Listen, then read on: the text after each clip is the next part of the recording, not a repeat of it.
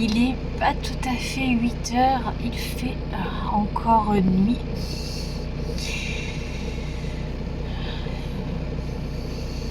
Voilà, le bus scolaire vient de passer. Je vais rentrer à la maison et je vous reprends tout à l'heure. À plus tard.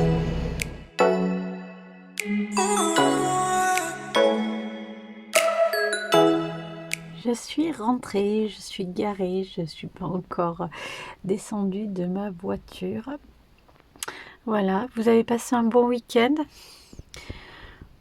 Moi, c'était psychologiquement complexe. J'ai eu une très grosse migraine avec vraiment de très fortes céphalées.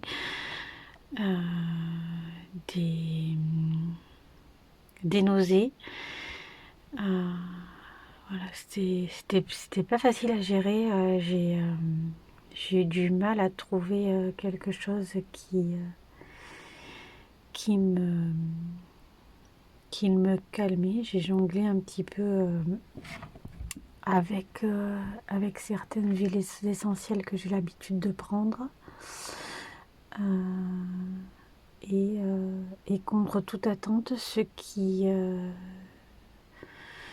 a réussi à apaiser, ça a été de l'efferalgan en prise directe, d'efferalgan que normalement je donne à mes enfants à prendre sans eau. Là, c'est des petits sachets en poudre de 500 milligrammes. Alors je ne sais pas si c'est parce que ça influe plus rapidement dans le sang. Honnêtement, j'ai pas de connaissances plus que cela en posologie médicale. Mais en tout cas, ça m'a calmée assez rapidement, même si ça n'a pas eu un effet magique, mais au moins ça a calmé, on va dire. J'étais tranquille 2 petites heures avant que ça recommence. Ce qui en soi est rien, mais quand vous avez du non-stop, ça vous procure quand même une petite pause. Voilà, et le plus difficile a été la journée de samedi. Hier ça s'est quand même décanté, et aujourd'hui, même si je ressens de la fatigue, voilà, je sais pas ce que j'ai fait. Je me suis en m'habillant, là j'ai une douleur au niveau du cou là, qui descend un peu sur l'épaule. Bon, je pense honnêtement que je vais cumuler entre guillemets les petits bobos, et parce que psychologiquement, on va pas se mentir, ça ne va pas, quoi. J'ai besoin de mettre le cerveau sur off. Alors honnêtement, j'ai pas de solution miracle, je ne sais pas comment je vais faire. Alors cette semaine, je vais travailler, parce que au moins pendant que je travaille, je ne pense pas. Oui, parce que l'un de de source de fatigue, on va dire, psychologique et de charge mentale, vraiment une jauge que j'avais pas atteinte depuis un certain temps.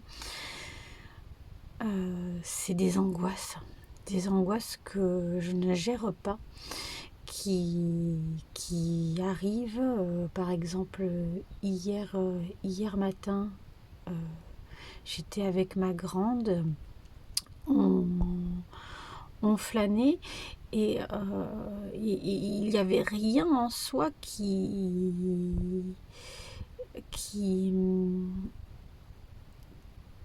me créait, qui pouvait me créer de l'angoisse. Et bien, j'avais une boule au ventre qui s'est installée et je ne l'ai pas senti venir. Et,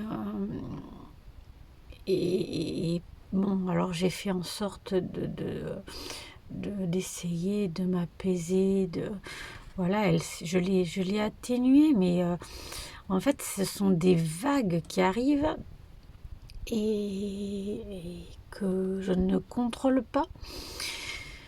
Je me suis rendu compte d'autre chose aussi, c'est que lorsque j'étais en voiture avec ma fille, donc ma fille a le permis,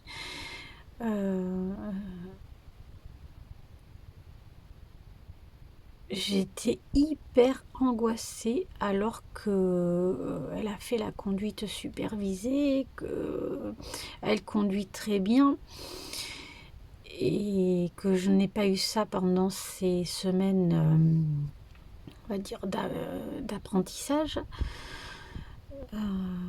Alors je pense que j'ai des résidus de l'accident de voiture que j'ai eu il y a 15 jours. C'est pas possible parce que je vois pas autre chose qui ferait que je surréagis autant.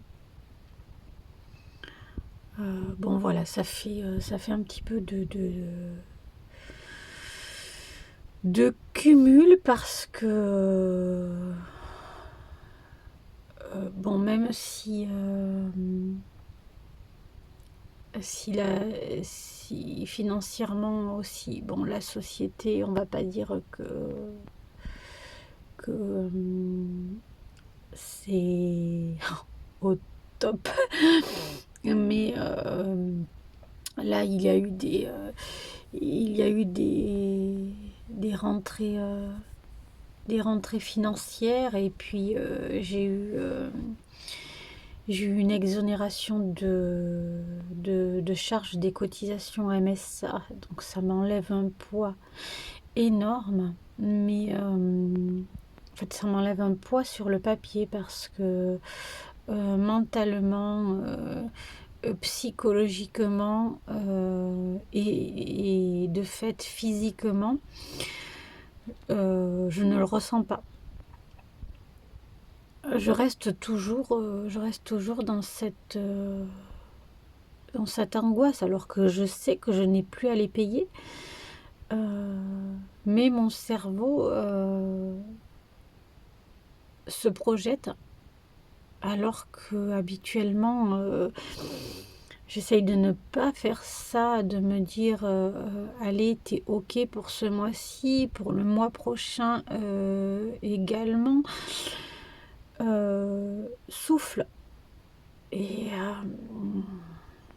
j'y arrive pas, je n'y arrive pas.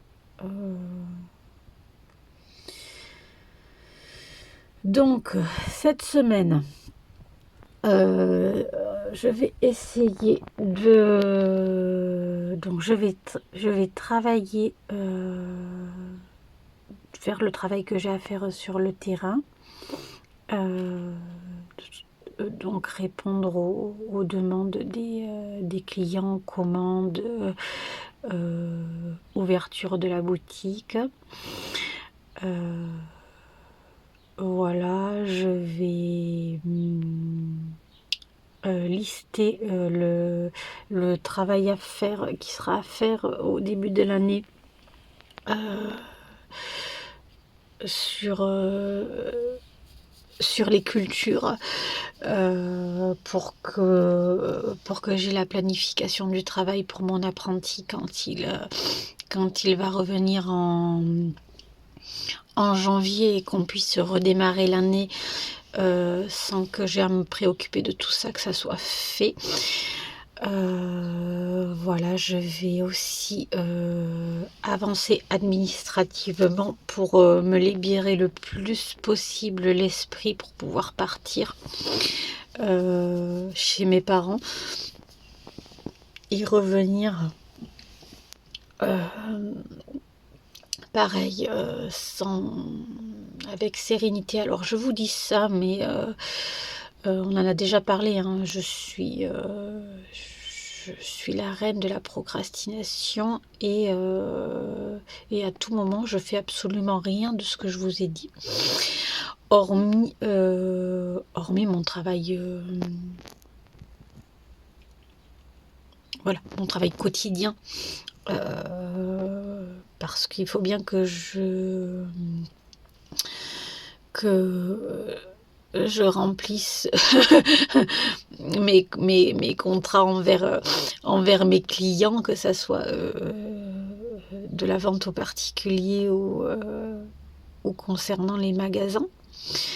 Donc ça je ne peux pas faire d'impasse puisque j'ai des engagements.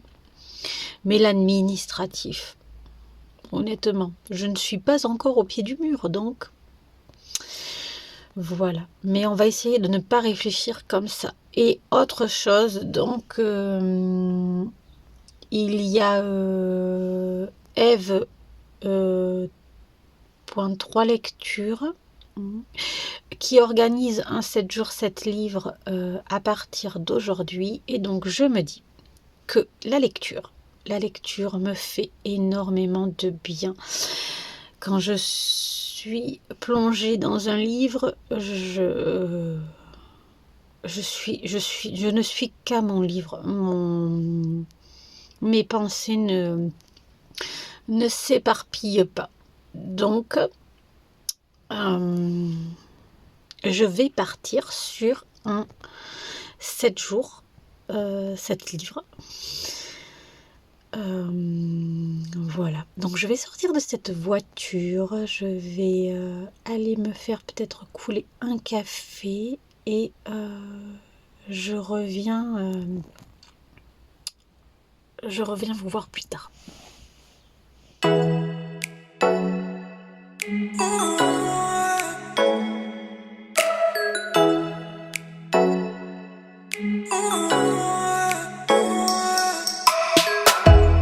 Coucou, nous sommes le soir, je vous reprends. J'ai pris ma douche, je me suis lavé les cheveux, ça fait beaucoup de bien. Donc je suis partie pour une semaine, 7 jours, 7 livres. Et donc je me suis fait une petite sélection. Donc aujourd'hui j'ai commencé avec 11 minutes de Paulo Coelho. Donc Paulo Coelho, j'avais déjà lu L'Alchimiste et j'avais déjà lu Véronica décide de mourir. Un petit peu deux salles, deux ambiances. 11 minutes va être un peu plus sur le style de Véronica décide de mourir, c'est-à-dire que même si la plume de Paulo Coelho est assez initiatique, voilà, ça va traiter quand même du sujet de la prostitution. On va suivre Maria, une jeune brésilienne. Je vous en dis pas plus. Je suis à 80 pages sur 280. Donc, je ne pense pas l'avoir fini pour aujourd'hui, mais c'est pas grave parce que je me suis fait une petite sélection et donc celui-ci c'était le plus ambitieux en termes de pages. Donc, je compte lisser un petit peu mes lectures sur la semaine. Et donc ce roman est découpé entre des moments donc, de récit où le narrateur raconte la vie de cette jeune fille, donc Maria, et des passages où Maria écrit dans son journal. Donc je trouvais ça... voilà, j'aime bien un petit peu cette forme hybride. J'ai commencé à lire qu'en début d'après-midi ce matin. J'ai vaqué à d'autres occupations. Donc voilà, je vais avancer cette lecture ce soir. Ça me fait beaucoup de bien de remettre la lecture un petit peu au centre de mes journées. Voilà, je pense que ça va m'aider au niveau de tout ce qui est là-dedans, là, au niveau de l'esprit. Donc après, j'ai sélectionné La Mouche Bleue. Alors, j'ai pris des livres que j'avais mis de côté dans le vlogmas où je vous emmène avec moi dans mon armoire. Voilà, donc il faut que je sorte ces livres. Donc La Mouche Bleue qui fait 250 pages.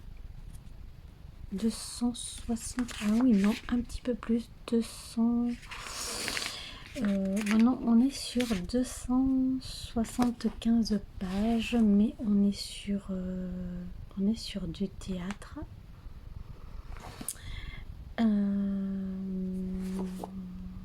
Donc voilà, je compte bien découvrir cette pièce donc de Marcel Aimé. Ensuite,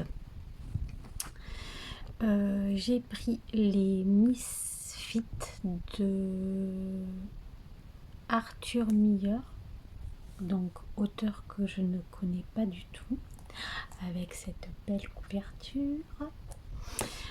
Voilà, alors je vous donne à chaque fois le nombre de pages parce que dans un 7 jours 7 livres, on est d'accord, c'est assez important. Donc là il fait 255 pages. Donc on va dire que ces trois-là sont... les trois premiers que je vous ai présentés sont assez équivalents en termes de pages. Après, j'ai pris Où on va papa de Jean-Louis Fournier.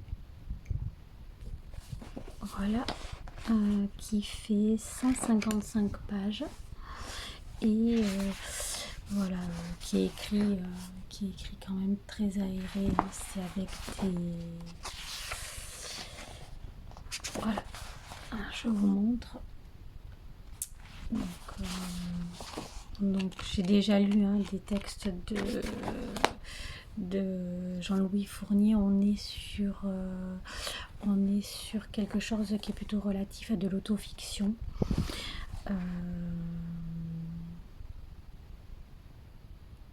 Je regarde, oui voilà, c'est écrit à la première personne. Et en général, c'est quelque chose qui se lit pratiquement d'une traite. Après, donc, j'ai choisi 3 courts textes. Le premier, un texte de 100 pages. Je vous dis 115 pages. Donc, Histoire du véritable cribouille de Georges Sand. Voilà. Un texte que je me suis procuré samedi avec ma fille. Inconnu à cette adresse de Cressman Taylor. Alors, ça a l'air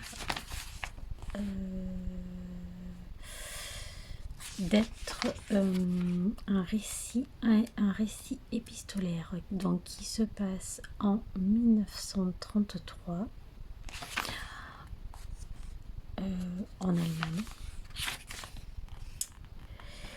Donc voilà, parce que les lettres sont...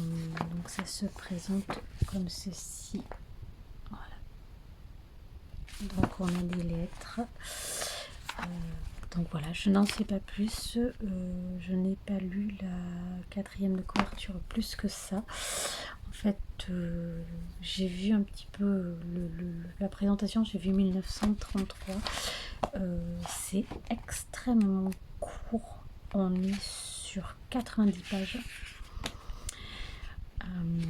Donc je pense que c'est très très bien pour ce 7 jours 7 livres. Et enfin, Bug Jargal de Victor Hugo, texte absolument que je voulais également sortir, que j'avais mis de côté pour cette présentation où je vous ai amené dans mon armoire, et qui fait 60 pages. Donc voilà, on a plutôt 4 textes relativement courts. Voilà.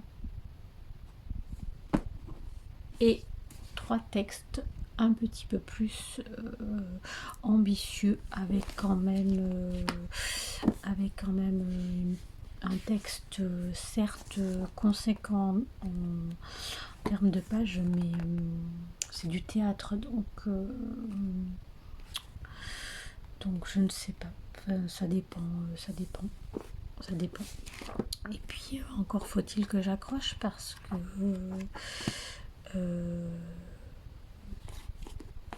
que celui-ci, je pars totalement dans l'inconnu.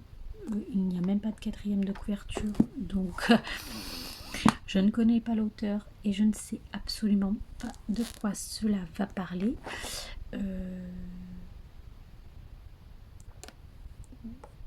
Si ce n'est ce que je peux me référer à l'image sur la couverture. La mouche bleue, je ne sais pas non plus. Je sais que c'est une pièce de théâtre, mais je ne sais pas, absolument pas de quoi ça parle. C'est une pièce en 4 actes. Où on va papa, là par contre, je me doute que c'est Jean-Louis Fournier qui va revenir peut-être ou sur son rôle de père, ou son rapport à son père, ou les deux. Je dirais qu'on est certainement sur la figure paternelle. Histoire du véritable gribouille. Donc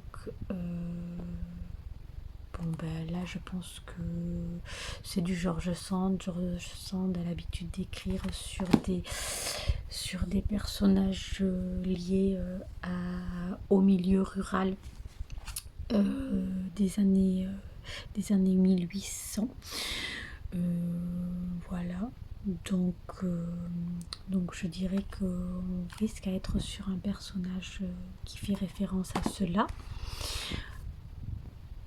Là, on est dans l'entre-deux-guerres, 1933, arrivé au pouvoir de Hitler. Donc, je pense pas trop me tromper. Et Bug Jargal, si mes souvenirs sont bons, on va être dans les colonies, dans les colonies là à Saint-Domingue. Donc je dirais certainement sur tout ce qui touche peut-être à l'esclavage.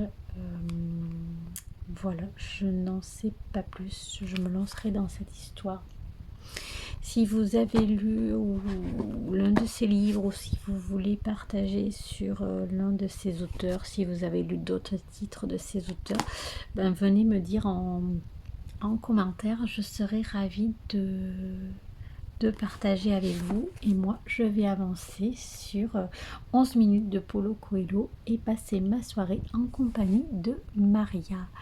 Et je vous fais un très gros bisou. Je vous dis à demain pour de nouvelles aventures.